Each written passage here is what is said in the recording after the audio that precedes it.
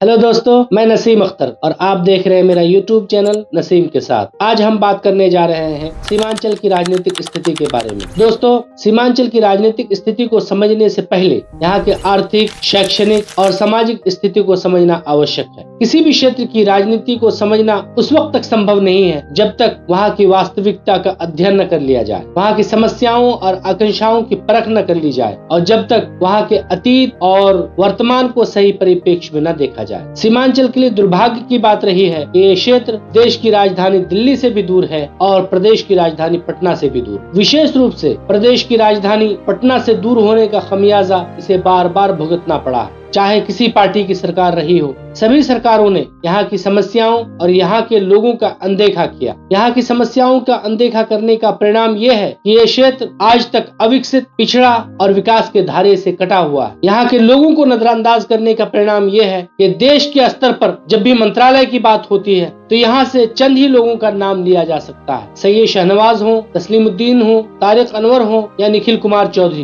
इन सभी नेताओं को बहुत शॉर्ट पीरियड के लिए मंत्रालय मिला और फिर मंत्रालय छीन भी लिया गया। अगर हम प्रदेश की राजनीति की बात करें तो यहाँ भी कोई दमदार चेहरा नजर नहीं आता। इस क्षेत्र से कभी कोई मुख्यमंत्री नहीं रहा और न ही मुख्यमंत्री का कोई दावेदार रहा है, बल्कि अगर कटिहार विधायक को अपवाद के रूप में देखा जाए तो इस क्षेत्र से कोई उप मुख्यमंत्री भी नहीं रहा। इस क्षेत्र की विडंबना यह है कि यहाँ के लोगों की हमेशा उपेक्षा हुई है। यहाँ के नेताओं को भी किसी महत्वपूर्ण भूमिका के लायक नहीं समझा गया। इस क्षेत्र की राजनीति में बहुत सारे ऐसे नेता सक्रिय रहे जिन्हें यहाँ की समस्याओं से कोई लेना देना नहीं था, बल्कि कई बार तो इस क्षेत्र का प्रतिनिधित्व ऐसे लोगों ने किया जिन्हें यहाँ की समस्याओं से कोई खास दिलचस्पी नहीं थी। कालखंड के दृष्टिकोण से देखा जाए तो इस क्षेत्र को 3 भागों में बांटा जा सकता है। नंबर 1 कालखंड 1952 से लेकर 1977 तक, जब कांग्रेस का दबदबा रहा, लेकिन दूसरे क्षेत्रों की तुलना में इस क्षेत्र में इंडस्ट्रियल डेवलपमेंट बिल्कुल ना के बराबर रहा। 1970 के दशक तक नेहरूवियन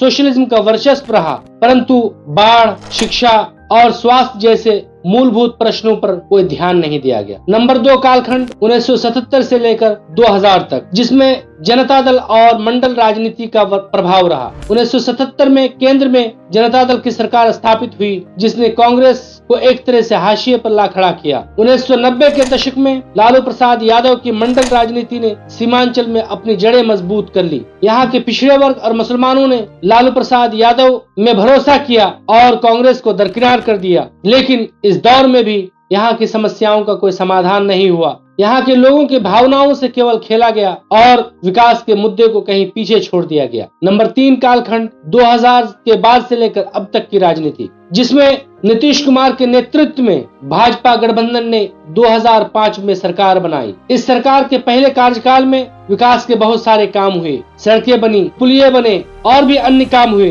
परंतु उद्योग, उच्च शिक्षा और स्वास्थ्य में कोई सुधार नहीं आया। इस दौर में यहाँ की जनता ने अपने आप को कांग्रेस, राजद, जेडीयू और भाजपा में बटा हुआ पाया।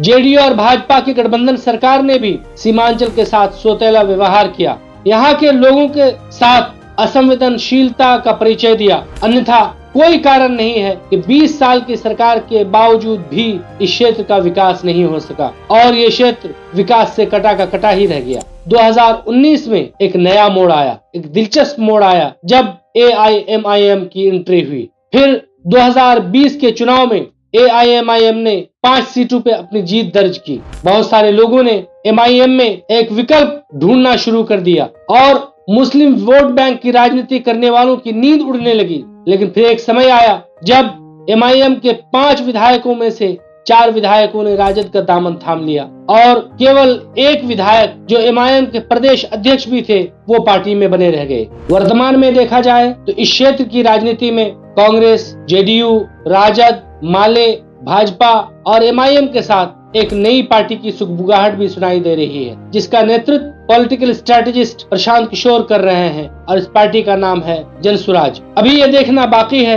कि यहाँ की जनता इस पार्टी का साथ कहां और कितनी देर तक देती है, लेकिन सच्चाई यह है कि पार्टी चाहे कोई भी हो, सरकार चाहे कोई भी हो, यहाँ के लोगों की उपेक्षा हुई और यहाँ के लोगों को न सिर्फ सरकार में बल्कि पार्टी में भी सही स्थान और सही सम्मान नहीं दिया गया। आज जरूरत इस बात की है कि सदन में और सदन के बाहर सीमांचल की समस्याओं को मुखर होकर बयान किया जाए, उस पर चर्चा की जाए, सीमांचल के लिए विशेष पैकेज की मांग की जाए ताकि हर दृष्टिकोण से इस क्षेत्र को उन्नत किया जा सके, विकसित किया जा सके। आज के लिए बस इतना ही, फिर मिलते हैं अगले एपिसोड में। धन्यवाद।